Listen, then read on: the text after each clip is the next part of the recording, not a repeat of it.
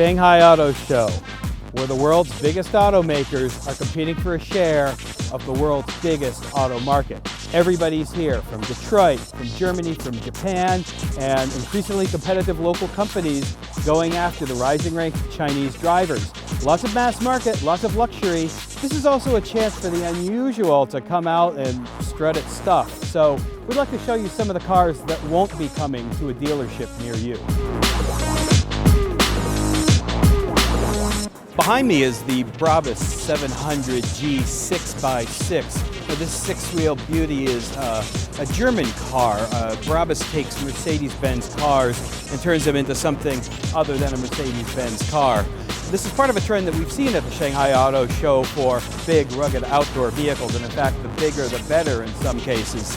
This thing looks pretty suitable for outdoor excursions, handling that Beijing traffic, and maybe hauling artillery to the front.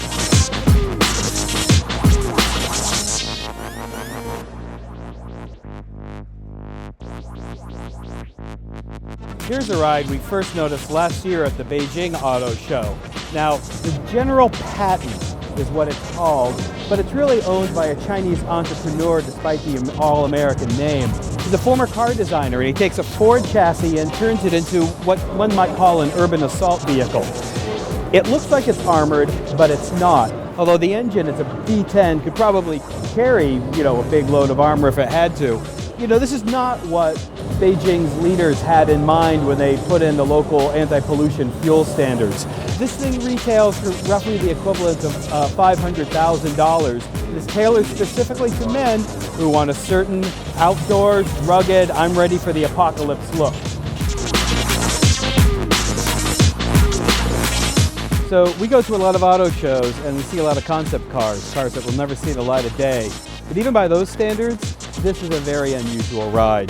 This is the Chevrolet FNR, and it's a concept car that they designed here in Shanghai with what they call autonomous driving in mind, which means if all goes well, it's supposed to drive itself. It's got radar on the top, radar around the sides, and supposedly when it's in drive yourself mode, the front seat will actually turn around so you can face your passenger guests or your misbehaving children, as the case may be.